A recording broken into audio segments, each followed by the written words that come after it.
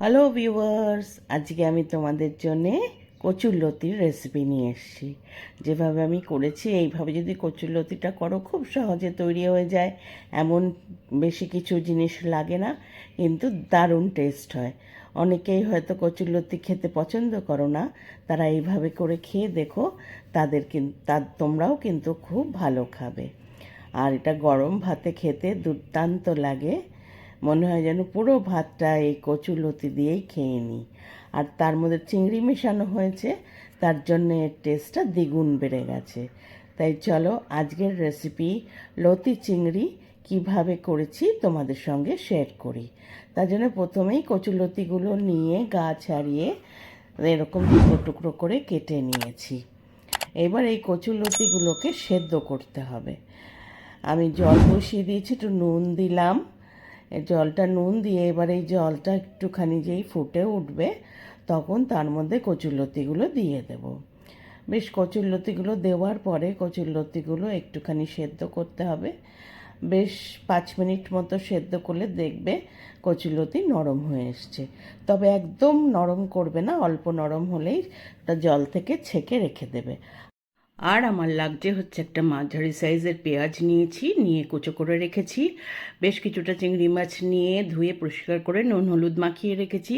কালো জিরে নিয়েছি, কাঁচা লঙ্কা নিয়েছি, 1 চামচ রসুন বাটা, 1 চামচ কাঁচা লঙ্কা বাটা নিয়েছি, আর একটা ছোট্ট টমেটোকে কুচো করে প্রথমেই কড়াই বসিয়ে দিলাম। বসিয়ে দিয়ে আমি সর্ষের তেল দিলাম।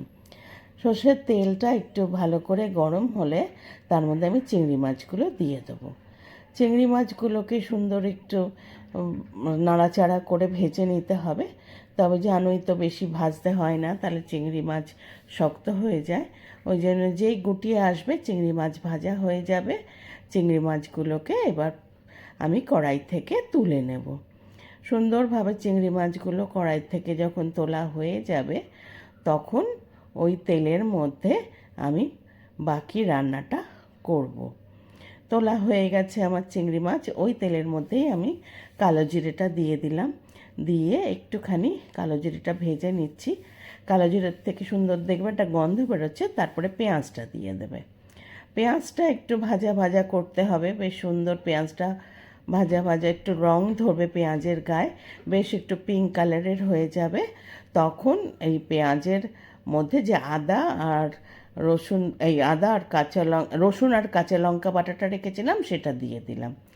দিয়ে এবার একটু নাড়াচাড়া করে আমি নিলাম। বেশ রসুন আর কাঁচা লঙ্কা বাটার কাঁচা গন্ধ চলে গেলে তার মধ্যে আমি টমেটো কুচোটা দিয়ে দিলাম। আর যে কাঁচা লঙ্কাগুলো রেখেছিলাম সেগুলো দিলাম। আমার কাছে পাকা লঙ্কা ছিল তাই আমি পাকা পাকা লঙ্কা দিয়েছি, তোমরা এমনি কাঁচা লঙ্কাই দেবে। এইবার এর মধ্যে একটু নুন দিয়ে দিলাম। দিয়ে এইবার লঙ্কার গুঁড়ো আমি সামান্য দিলাম, কারণ আমি কাঁচা লঙ্কার ঝাল করেছি।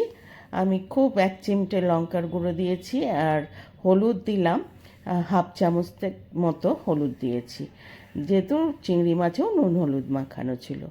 দিয়ে এবার একটু হাতে করে জল দিয়ে আমি 2 চামচ মতো জল দিয়ে একটুখানি এইটাকে কষিয়ে নেব। তার জন্যে আমি একটু নাড়াচাড়া করে দিয়ে ঢাকা দিয়ে একটু 2 মিনিট কষালাম। 2 মিনিট পরে ঢাকা খুলেছি, মোটামুটি কষে গেছে। আমি আর একটু নাড়াচাড়া করে নিলাম। এইবার আমি এর মধ্যে যে লতিগুলো সেদ্ধ করে রেখেছিলাম সেইগুলো দিয়ে দিলাম। লতি এরভাবে সেদ্ধ করতে হবে যে গোটা গোটা এরকম থাকবে, কিন্তু একদম নরম হয়ে যাবে, সেইভাবে সেদ্ধ করতে হবে। এর থেকে বেশি সেদ্ধ করলে লতি কিন্তু একদম প্যাতপ্যাতা হয়ে যাবে, খেতে ভালো লাগবে না, গুলে যাবে। তো লতিগুলোকে একটুখানি আমি মশলার সঙ্গে মিশিয়ে নিয়ে নাড়াচাড়া করে যে চিংড়ি মাছগুলো রেখেছিলাম সেগুলো দিয়ে দিলাম। দিয়ে এইবার সমস্ত লতি চিংড়ি মশলা সব সুন্দরভাবে আমি মিশিয়ে নিলাম। মিশিয়ে নেওয়ার পর ঢাকা দিয়ে আমি একটু কিছুক্ষণ রাখবো, যাতে সমস্ত কিছু সুন্দরভাবে সেদ্ধ হয়ে যায়। বেশ 5-6 মিনিট পরে আমি ঢাকা খুলেছি।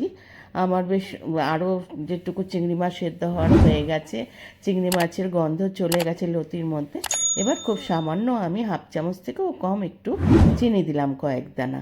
তোমরা যদি এটাকে না দিতে চাও না দেবে, তবে দিলে একটু সুন্দর ব্যালেন্স হয়। চিনিটা দিয়েও আমি বেশ মিলিয়ে নিলাম, নিয়ে আবার একটু ঢাকা দিয়ে দেবো, যাতে মিষ্টিটা সব কিছুর মধ্যে ঢুকে যায়।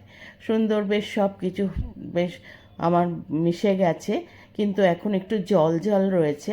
লতি জল জল রাখতে হয় না, তাহলে গলা ধরার চান্স থাকে। ওই জন্য এখন কিছুক্ষণ ধরে এটা নাড়াচাড়া করে ওই জলটাকে শুকিয়ে নিতে হবে। বেশ কিছুক্ষণ নাড়াচাড়ার পর আমার জল শুকিয়ে গেছে।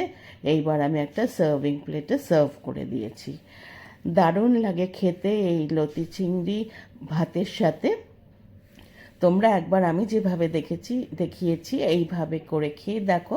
অনেকেই হয়তো এইভাবে করো, আর যারা করো না তারা এইভাবে একবার করে লতি চিংড়ি খেয়ে দেখো। আশা করি তোমাদেরও ভালো লাগবে। আর আমার রান্নাটা যদি তোমাদের ভালো লেগে থাকে, একটা লাইক করো, কমেন্ট করো, শেয়ার করো। যারা এখনও আমার চ্যানেলটা সাবস্ক্রাইব করোনি, প্লিজ সাবস্ক্রাইব করে দিও। পাশে থাকা বেল আইকনটা প্রেস করবে, তাহলে আমার তৈরি সমস্ত রান্নার নোটিফিকেশন তোমাদের কাছে পৌঁছে যাবে। আবার নতুন নতুন রান্না নিয়ে তোমাদের কাছে আসবো। আজকে তাহলে চলি, তোমরা সকলে ভালো থেকো। টাটা।